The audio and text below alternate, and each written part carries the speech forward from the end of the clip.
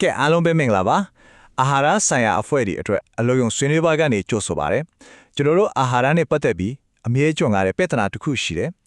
လူတွေမှာအသိပညာတွေရှိနေပေမဲ့သူတို့ရဲ့စားတော့ပုံကဘာလို့ထင်တယ်လို့တိုးတက်မလာတာလဲအဲ့တော့ဒီနေ့မှာလေအဖြူမူဆိုင်ရာဒီဇိုင်းဆိုတဲ့နီလန်တစ်ခုကိုတုံးပြီးတော့ဒီစင်ခေါ်မှုကိုဘယ်လိုဖြည့်ရှင်းမလဲဆိုတော့ကိုအတူတူလေ့လာသွားကြပါမယ် ဟုတ်တယ်။ဘာဖြစ်လို့ကျွန်တော်တို့ရဲ့အကောင်းဆုံးအာဟာရဆိုင်ရာအစီအစဉ်တွေကတော့ရည်မှန်းချက်တွေနဲ့လွဲနေရလဲ။အဓိကပြဿနာကတိတာနဲ့လက်တွေ့လုံထားကြကွာချက်ပဲဗျာ။လူတွေကဘာစားတင်လဲဆိုတာတော့သိတယ်။ဒါပေမဲ့လက်တွေ့မှာကြတော့လိုက်မလုံနိုင်ကြဘူး။အဲ့ဒီကွာချက်ကဝယ်အရေးကြီးတဲ့အာဟာရပြဿနာတွေလည်းအရင်ခံဖြစ်နေတာပေါ့။ ကဲဒီပြဿနာကိုဖြေရှင်းဖို့ဆိုရင်ကျွန်တော်တို့ရဲ့တွေးခေါ်ပုံကိုအကြီးအကျယ်ပြောင်းလဲပြဖို့လိုလာပါပြီဆိုလိုတာကလူတစ်ယောက်ချင်းစီရဲ့စိတ်တက်ခွန်ဝါတို့အသိပညာတို့ကိုပဲပြောင်းလဲဖို့ကြိုးစားနေတာထက်သူတို့ရဲ့ရွေးချယ်မှုတွေကိုတကယ်တမ်းလွှမ်းမိုးနေတဲ့ပတ်ဝန်းကျင်ကိုပြန်လဲပုံဖော်ဖို့ကိုအဓိကအာရုံစိုက်ရတော့မှာပါ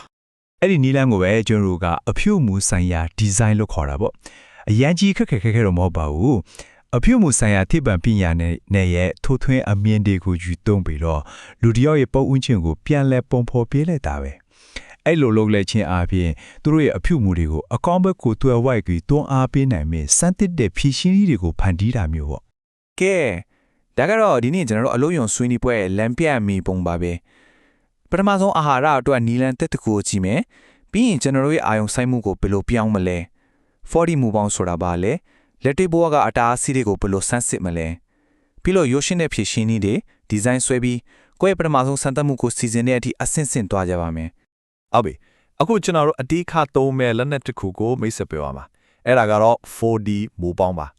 နာမည်ကရှုပ်တယ်လို့ထင်ကြပေမဲ့တကယ်တမ်းမှာရှုပ်ထွေးတဲ့ပြဿနာတွေကိုဖြေရှင်းဖို့အတွက်အရန်ကိုယူရှင်းပြီးအသုံးဝင်တဲ့လုပ်ငန်းစဉ်တစ်ခုဖြစ်ပါတယ် ကဲဒီ40မူပေါင်းမှာအဓိကအဆင့်၄ဆင့်ပဲရှိပါတယ်အရင်ရှင်းတယ်နံပါတ်1ပြောင်းလဲစေခြင်းတဲ့အပြုမူကိုတိတိကျကျသတ်မှတ်မယ်နံပါတ်2အဲ့ဒီအပြုမူကိုတားဆီးနေတဲ့ဖုံးဝဲနေတဲ့အတားဆီးတွေကိုရှာမယ်နံပါတ်3ရိုးရှင်းပြီးပုံဝန်းကျင်ကိုအခြေခံတဲ့ဖြည့်ရှင်းနည်းဒီဇိုင်းဆွဲမယ်နောက်ဆုံးနံပါတ်4အဲ့ဒီဖြည့်ရှင်းနည်းရဲ့တက်ရောက်မှုကိုလက်တွေ့စမ်းသပ်ပြီးလွှားနေပြန်ပြမယ်ဒါကဘယ်လိုအပြုမူဆိုင်ရာစင်ခေါ်မှုကိုမဆိုကင်တွေဖြည့်ရှင်းဖို့အတွက်အခြေခံအကြားဆုံးကြောလို့ပါပဲ ဒီတူတွေကိုလက်တွေ့နဲ့ပုံနာလေလွဲသွားအောင်လို့ကျွန်တော်တို့ကုန်ဒီမိုကရက်တစ်သမ္မတနိုင်ငံကခလေးစာကျွဲတဲ့ပုံစံနေနဲ့ပတ်သက်တဲ့ case study တစ်ခုကိုအတူတူလေ့လာကြည့်ကြမယ်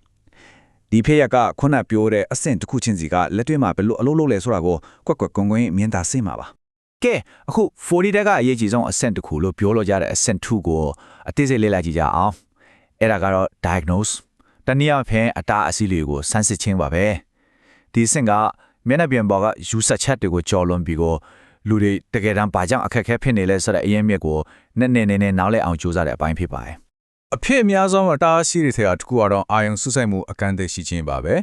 ဒါဘာလို့ဆိုရတယ်လဲဆိုတော့ကျွန်တော်တို့လူတွေဥနောက်က formatry လို့ပဲစိတ်ပိုင်းဆိုင်ရာဆွမ်းရံကအကန့်အသတ်နဲ့လာတာပါအထူးသဖြင့်စိတ်ဖြစ်ရှိမှုတွေအခက်အခဲတွေအာယုံနှုတ်စရာတွေများလာတဲ့အခါမှာအဲ့ဒီဆွမ်းရံကပိုပြီးတော့မြန်မာကွန်ထွက်တတ်ပါတယ်ဒီသဘောတရားကိုပို့ပြီးထင်ရှားစေတဲ့ကွန်ဂိုနိုင်ငံကမိဘတအူရဲ့စကားတခွန်းကိုနားထောင်ကြည့်အောင်သူကပြောတယ်ဖျားနေတဲ့ကလေးကငိုနေတယ်ကြက်တဲ့ကလေးတွေကိုလည်းကျွေးရသေးတော့စိတ်ခတ်မှာမလိုက်တဲ့အစာကျွေးနေအစင်စင်အစုံကိုကျမဘလို့မှမမှတ်မိတော့ဘူးတဲ့အင်မတန်အစွမ်းထက်တဲ့စကားပဲနော်ဒီစကားလေးကခွန်းကအာယုံဆွဆိုင်မှုအကန့်အသတ်ရှိခြင်းဆိုတာလက်တွေ့ပေါ်မှာဘယ်လောက်ထိတက်ရောက်မှုရှိလဲဆိုတာကိုအားလုံးထပ်ပို့ပြီးရှင်းပြသွားပါတယ် အဘိဒါဆိုအဲ့လိုအတားအဆီးတွေကိုဘယ်လိုအမြန်ရှာဖွေမလဲဒီမှာအသုံးဝင်တဲ့ checklist တွေတခုရှိပါတယ်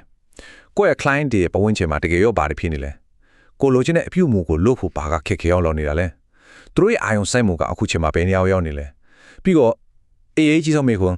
ကျမရေးနဲ့ညီတဲ့ရွေးချယ်မှုကသူတို့ကအလွဲကူဆုံးရွေးချယ်မှုဟုတ်နေလား ကဲအခုအဖွဲလိုက်လှုပ်ရှားမှုလေးတစ်ခုလုပ်ကြည့်အောင်ခဏရပ်ပြီးတော့ကို့အဖွဲထဲမှာဆွေးနွေးကြည့်ပါကိုယ့်ရဲ့အစီအစဉ်မှာပါဝင်နေတဲ့သူတွေကိုတက်ရောက်မှုအရှိဆုံးဖြစ်နေတဲ့အပြုမှုဆိုင်ရာအတားအဆီးတစ်ခုကဘာတွေဖြစ်မလဲကိုယ့်ရဲ့ worksheet ထဲမှာခြားရေးပြီးဆွေးနွေးကြည့်ကြပါဟုတ်ပြီပြဿနာတွေကိုရှာဖွေပြီးပြီဆိုတော့အခုဖြည့်ရှင်းနေသည့်ဖန်တီးတဲ့အပိုင်းကိုတွားကြအောင်ဒီအဆင့်ကလူတဘာဝကိုစန့်ကျင်တိုက်ခိုက်ဖို့မဟုတ်ဘဲလူတဘာဝနဲ့လိုက်လျောညီထွေဖြစ်မဲ့ရိုးရှင်းပြီးကထိရောက်တဲ့ဖြည့်ရှင်းနေတွေကိုဒီဇိုင်းဆွဲဖို့ပါပဲဒီမှာလုံးဝမမေ့တဲ့လမ်းညွှန်မှုတစ်ခုရှိပါတယ်ဒါကကျွန်တော်တို့ရဲ့မှန်ကြလို့ပဲအဲ့ဒါကတော့လူကိုပြောင်းလဲဖို့မကြိုးစားပါနဲ့မှန်ကန်တဲ့ရွေးချယ်မှုကအလွယ်ကူဆုံးရွေးချယ်မှုထလောက်အောင်ပတ်ဝန်းကျင်ကိုသာပြောင်းလဲပေးလိုက်ပါဥမာအနေနဲ့ခုနကကွန်ဂို case study ကိုပြန်ကြည့်ရအောင် တစ်ဖက်မှာတရင်ချက်လက်တဲ့အများကြီးနဲ့ဖြစ်နေတဲ့လက်ခံစာဆောင်တက်ရောက်မှုကနေတယ်ဒါပေမဲ့နောက်တစ်ဖက်မှာကျတော့ဘယ်ချိန်ဘာကျွေးရမလဲဆိုတာကိုရိုးရိုးရှင်းရှင်းပြထားတဲ့ရုပ်ပုံပါတဲ့ကိရိယာလေးတစ်ခုတက်ရောက်မှုကအများကြီးပုံမြင်သွားတာကိုတွေ့ရတယ်ဒါကဘာကိုပြလဲဆိုတော့ရိုးရှင်းတဲ့ပတ်ဝန်းကျင်ပြောင်းလဲမှုလေးတစ်ခုကပိုကောင်းတဲ့ရက်လက်တွေကိုယူဆောင်လာပေးနိုင်တယ်ဆိုတာပါပဲကဲဒါဆိုရင်ဒီလိုမျိုးရိုးရှင်းပြီးထိရောက်တဲ့ဖြည့်ရှင်းနည်းတွေကိုဘယ်လိုစိတ်ကူးထုတ်ကြမလဲဒီမှာအဖွဲလိုက်စဉ်းစားလို့ရမယ့်အချက်လေးတွေရှိပါတယ်ရိုးရှင်းတဲ့ရုပ်ပုံဆိုင်ရာအယမြက်တွေကိုဘယ်လိုသုံးလို့ရမလဲရှည်လာတဲ့လမ်းညွှန်ချက်တွေကိုအဆင့်တစ်ဆင့်နှစ်ဆင့်လောက်အထိပဲဘယ်လိုရိုးရှင်းအောင်လုပ်မလဲတလင်းစကားပေးဖို့တဲ့ချင်းကိုပြောင်းလဲလိုက်ရင်ပိုကောင်းမလားဒါမှမဟုတ်ရွေးချယ်မှုတစ်ခုလုံးကိုဘောင်းအတစ်တစ်ခုနဲ့ဘယ်လိုတင်ပြမလဲဟုတ်ပြီနောက်ထပ်အဖွဲလိုက်လှုပ်ရှားမှုတစ်ခုလုပ်ကြမယ်ခုနစိတ်ကူးထုတ်ထားတဲ့ထဲကနေကိုဖော်ထုတ်ထားတဲ့အဓိကအတားအဆီးတစ်ခုကိုဖြည့်ရှင်းနိုင်မယ်ပတ်ဝန်းကျင်ဆိုင်ရာပြောင်းလဲမှုငယ်လေးတစ်ခုကိုဝိုက်ရှိမှရေးဆွဲကြည့်ထားကြီးကြီးမားမားနဲ့မလိုပါဘူးနော်တင်းငယ်ပြီးလက်တွေ့ကျတဲ့အပြောင်းလဲလေးတစ်ခုဆိုရပါပြီကဲအကြံဉာဏ်ကောင်းတစ်ခုတော့ရလာပြီဒါပေမဲ့အဲ့ဒါကိုလက်တွေ့မှာမစမ်းသပ်ကြည့်မချင်းအသုံးဝင်တယ်လို့ပြောလို့မရသေးဘူး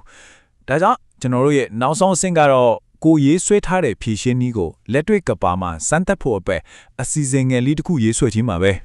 ကိုယ့်ရဲ့ပထမဆုံးစံတမှုကအတွက်လုံမဲ့အစီအစဉ်ကအရန်ကိုရှင်းပါတယ်အဆင့်၄ဆင့်ပဲတစ်ခုနကစဉ်းစားထားတဲ့ရိုးရှင်းတဲ့အကြံဉာဏ်တစ်ခုကိုရွေးချယ်ပါနှစ်အဲ့ဒါကိုလက်တွေ့မှာဘလို့အကောင့်ထဲဖော်မလဲဆိုတာကိုအသေးစိတ်သတ်မှတ်ပါသုံးအလို့ဖြစ်မဖြစ်ဆိုတာကိုဘလို့တိုင်းတာမလဲဆိုတာကိုဆုံးဖြတ်ပါလေးဒီစံတမှုငယ်လေးကိုစတင်ဖို့ရက်ဆွဲတစ်ခုသတ်မှတ်လိုက်ပါ